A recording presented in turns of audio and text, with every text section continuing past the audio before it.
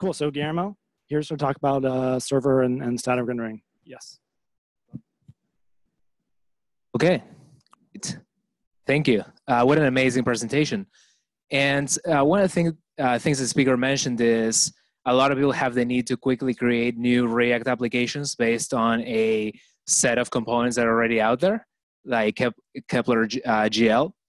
So this is one of the problems that today we're going to describe how to solve. We created a tool called Next.js on top of React to sort of make this process of starting a React application very seamless. And one of the key things that you can start this React application with is what we call server rendering. So I'm going to give an overview of Next.js today, of server rendering, why server rendering, and together with this introduction, I'm also going to share some of the lessons about server rendering that we've learned so far. So the title of this presentation is Server Rendering with React and Next.js, Lessons Learned. So our company builds now, we're called Zeit. You can go to zeit.co to learn more about us, which is the simplest way to serverlessly deploy any programming language everywhere in the world nearest to your customer. So the program works like this. You have your terminal and, for example, a folder with static files. You enter now, and this is going to give you a URL to your deployment. So I created an index.html file called Uber, and I'm here going to it. And I said, hello, Uber. So I recorded everything as videos because I couldn't do my live demos on my laptop, but I also deployed a little Node.js application. So you go there, you write now, and you get your link to your application. So one of the interesting things about this is we're embracing this idea that you can sort of build a CDN for both the static files and also code, with the idea of reducing latency at every step of the way. So here I just deployed a simple JSON microservice. But in order to reduce performance, if we have this ability to execute code in a server, the thing that follows is that we can actually start pre-rendering your templates, your JSX, etc., ahead of time. So by the time a request arrives, we can start producing what the end user is intending to see. So we wanted to build a UI for our platform built on React that took advantage of our platform itself. So this is what our dashboard looks like today. We wanted to build something like this very easily with React and have the ability to server render. Why server render? So if we think of a timeline of a user arriving to your website, arriving to a path inside your website, you start to realize that it's not just about search engine optimization that you want to either server render or pre-render. So it's really about performance. So we have the typical application having the user input, potentially some server processing. Typically what happens is you download a really large amount of JavaScript for sufficiently complicated JavaScript applications. And then at the very end of that, we can begin rendering and processing, even though that at every step of the way, we could have started streaming data or code to the client. And then we get the result. So you can think of our job as developers that optimize to sort of try to bridge this user input or intent and result and minimize the time spent in the blue part, right? Or even better, we can try to guess what the user is going to want and suggest what they need beforehand. So it would be like the ideal scenario. So in a more realistic way, what ends up happening is that we spend way too much time trying to minimize the size of the red part. So sometimes we tend to obsess about the size of the JavaScript libraries that we're shipping, rather than perhaps thinking about other ways of improving this timeline. So one of those ways is to start parallelizing this idea of fetching code as you're streaming the pre-rendered representation of your application to the user. So this is what we aimed for. We wanted to take advantage of our server processing pipeline that's near to the user, and we wanted to start feeding them the HTML, CSS, and so on, and assets that they need as soon as they arrive.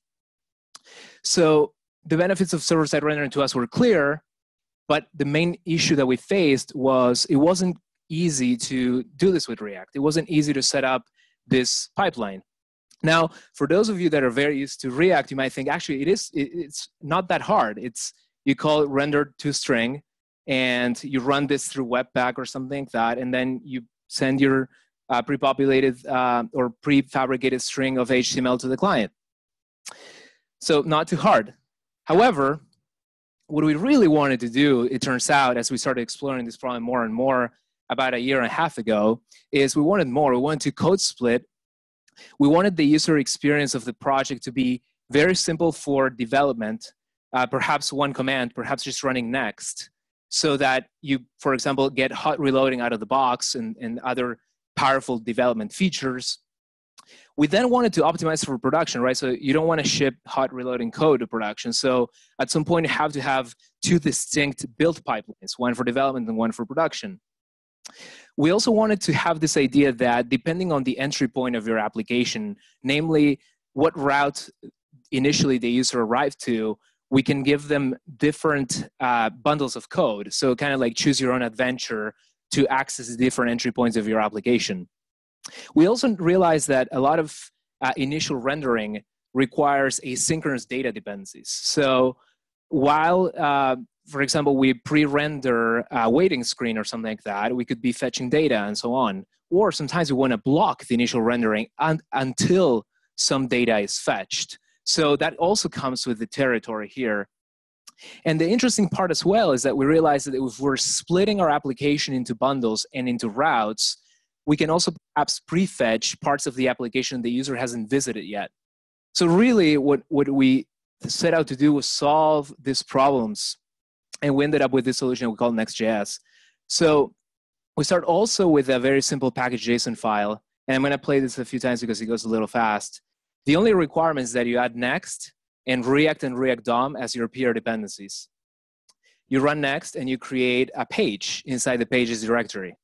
So for those of you familiar with PHP or similar technologies, we take advantage of the file system in a similar way. So everything inside pages becomes a route into your application. So we're defining pages index.js, and meanwhile, the developer is hot reloading the contents of that page initially. We now went to another page, and we create it. We import React. The only contract here is that pages export React components. So any technology that already works with React will work pretty seamlessly with Next.js, including alternative renderers. So what's happening here as well is that we're showing this data dependency part where we define that get initial props hook that can actually be executed on the client and the server. And I'm going to go more into the details of why this is important later on. But we can see the dual rendering aspects of Next.js come into play here. As it hot reloads, you see hi from client because the render pipeline executed from the client. As you hard refresh, you see hi from server.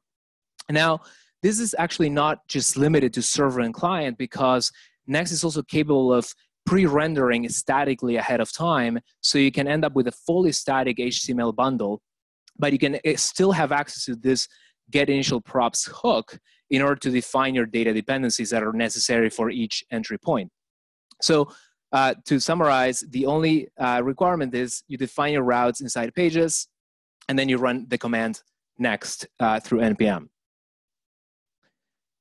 So to unpack that sentence into a series of discrete steps, so we first want a server render, which means in our case, everything that goes into your pages directory that the user accesses, you'll receive as soon as you go to that URL, a bundle of HTML, JavaScript, and CSS from the server directly. In parallel, the client will be downloading the actual JavaScript necessary to continue to add logic to that page. So for example, component mount significantly doesn't execute on the server side, but it does execute on the client side. So we do an initial rendering, and then component mount fires, and then you can do more. You can add more interaction to each page. This idea that we can pre-render to any target, not just the server, we applied to write our own desktop application, which is built in Electron with Next.js itself. So Electron takes as an entry point an HTML file. And actually, very interestingly, when you develop an Electron application, you find that you might actually need multiple entry points because you might have multiple browser window instances. So that's a feature that also comes very handy.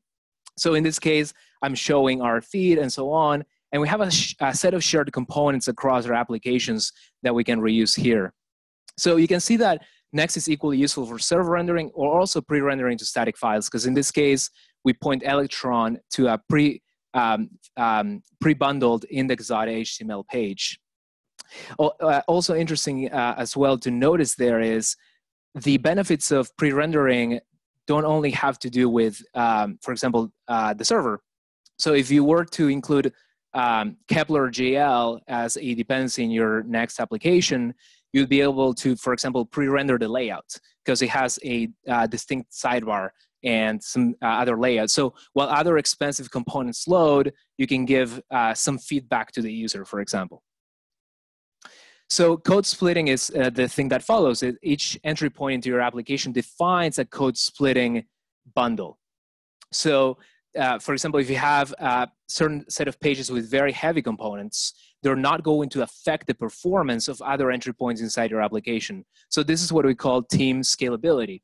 If a certain part of the application becomes really heavy, not everyone else in the that is developing sections of that application is paying that cost.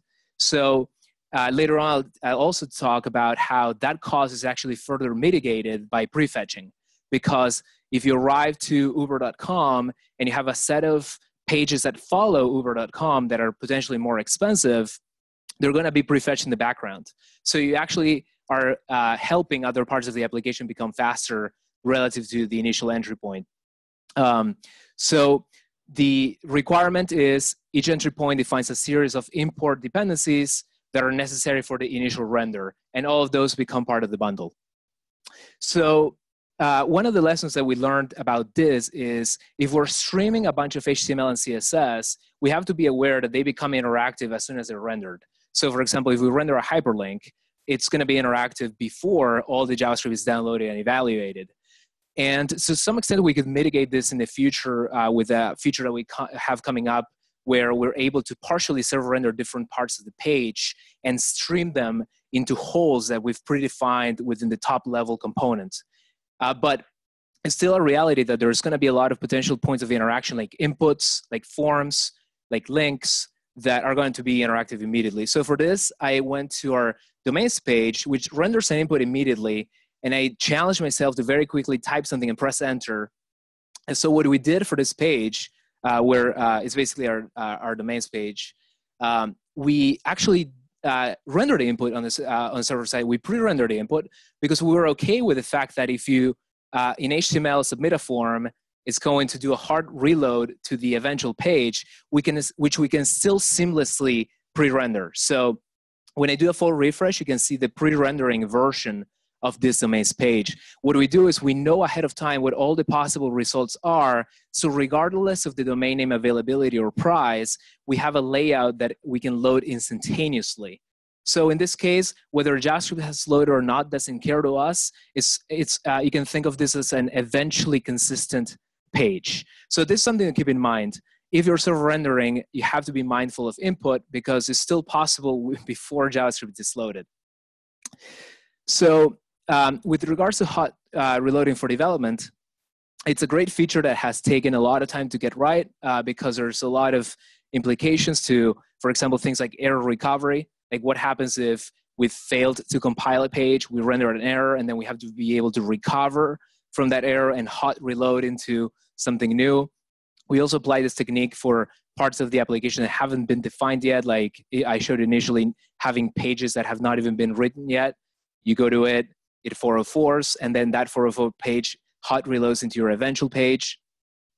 Lesson learned was making sure that you exclude the hot reloading code from production, which sounds simple, but one of the things that we didn't initially realize is the cost that a lot of these modules have when they're even required on the server side, even though they're not used.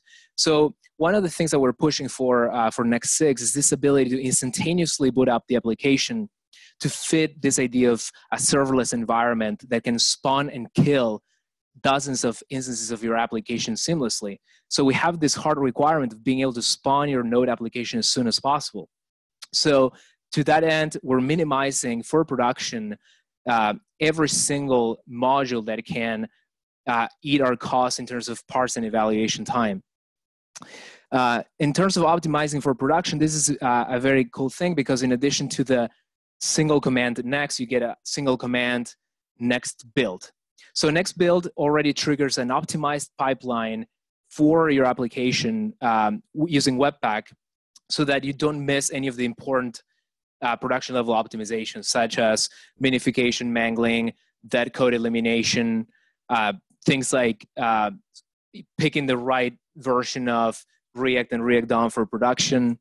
Something I didn't mention yet is we're actually able to load things other than React and React DOM, and we're exploring targets other than HTML as well.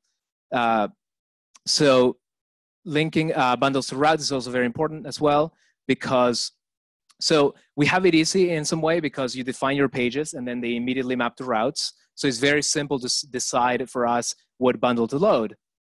But we're actually also able to support more complex URL structures. So for example, if you had something like a subreddit, or even if you had something like nothing and something completely dynamic that requires a server-side lookup, for example, to resolve, we can still do this because you can use Next.js fully programmatically. So I showed initially the example of server rendering Express and React. So this is server rendering Express and Next. It's pretty much the same thing. It's actually simpler. And your application is aware of both development and production via the dev flag. But most importantly, you can resolve and map any arbitrary URL to any arbitrary page. So this is a reference to a page inside the pages folder.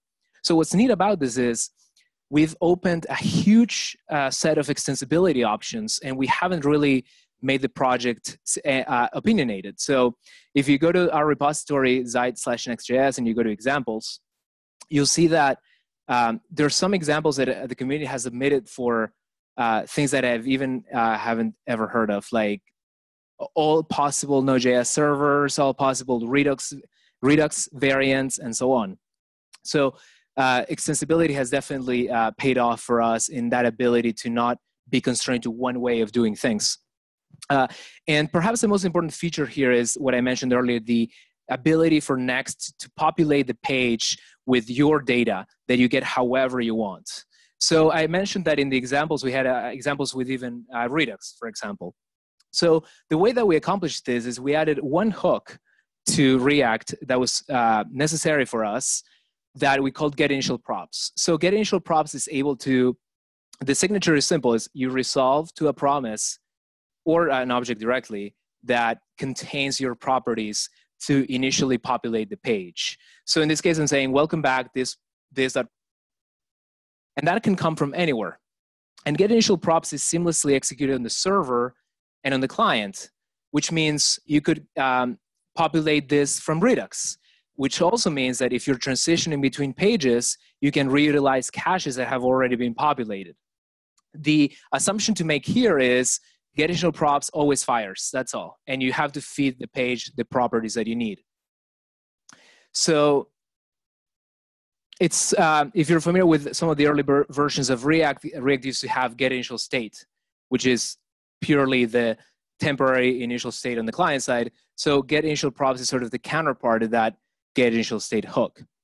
So the lesson learned here has been we've managed to programmatically compose getInitialProps to sort of get data from anywhere. So one of the neat use cases is when you go to our website and you transition between pages, notice my logged in state, that's my face top right, has been server rendered. As I transition between the pages in our application, we're not actually refetching the user every time. We're taking advantage of a memoized version of the getUser function. So from the perspective of your pages, you write code that assumes that no cache ever exists. You just run getUser or whatever. But then you can back those by caches if necessary, using anything like local storage or even module context state, so that when it gets re-executed, it happens very fast. So as I transition between pages, getInitialProps is being executed, the user object is being returned, but the origin of that user is actually changing. In the first initial render, it was an API call that we made. In subsequent pages, it was our local storage cache. So I mentioned this idea that prefetching is very important because, first of all, the ability to code split means, sure, the initial entry point is lighter weight, but you're not downloading everything else about the application. And so I think that's always been an interesting trade-off, right? So if you download everything you need, every possible subsequent interaction is going to be super snappy. However, if you make that initial download very big, you're hurting the entry point to the application. And for people that redeploy a lot, they're invalidating the objects that the user needs to download. That can be quite costly. So prefetching is, as I like to explain it, what native apps already do. So when you download Facebook or you download Twitter, you're basically downloading the entire thing, even things that you might not use, in many cases languages or A/B tests that you may never see. And that's why they feel so good in many respects. So I also like to illustrate this with someone that decompiled Facebook and extracted all the class names. And you can see that we're downloading classes that might actually never even be instantiated for you, like full screen video presentation, call to action button, experiment context. So we wanted to do something like this. We wanted you to download full screen CTA context, but not hurt the initial thing. So we added this attribute called prefetch to our link component. So link, what was shown in the video originally, is what allows us to make the client-side transitions between pages. Really all it does is it compiles to an anchor with an href. But if you're on the client side, we augment it so that we can transition on the client side. So by adding prefetch, you start downloading the code while this is being rendered of future paths of your application. So a lesson here has been to fearlessly prefetch a lot, because in the beginning we thought, okay, how expensive can it be? And we went in and we did a lot of optimizations to make sure that nothing blocked, or to the extent that we could, nothing blocked while we were doing prefetching, which meant using the right APIs for doing off-thread parsing and downloading and so on. But also, it doesn't really impact your application, and you maximize the bandwidth of your users, making your competitors perish. Well, that's a slight exaggeration, obviously, but it's very interesting. The effect of prefetching cannot be understated. Recently, an article was published on the pros and cons of AMP, as it regards, as you know, AMP, the Google experiment for enhanced pages. And one of the things that the author did was to actually investigate whether the set of components blessed by AMP had actual performance benefits. And what he found was the benefits in terms of the timeline, in terms of rendering, weren't that great. Most of the benefits of AMP are because when you go to google.com, they're prefetching from their own CDN every possible result. So this is kind of what Next does out of the box for you. And something else that we're looking into right now, thanks to the work of someone's here from Scale, one of the users of Next.js, is this ability to also prefetch data if necessary. So we'll give you an on-prefetch hook, which you can already have if you use the prefetch API that's imperative. And then you'll get a handle on the component that will be loaded. So you'll get the class statically. And you could call methods like prefetch and do whatever you want there. So what to do next? To deploy anything, install now, npm-i-g now. To learn Next.js, we built a website specifically to guide you through getting started to deploying something, to being successful with Next, called learnnextjs.com. And you can also find out about our other open source projects by going to zeit.co/OSS. And I also want to extend an invitation to everyone that's interested in these topics to our conference that's happening in April, because we're going to make some exciting announcements related to now and next. And you can go to zeit.co/day to find more about this.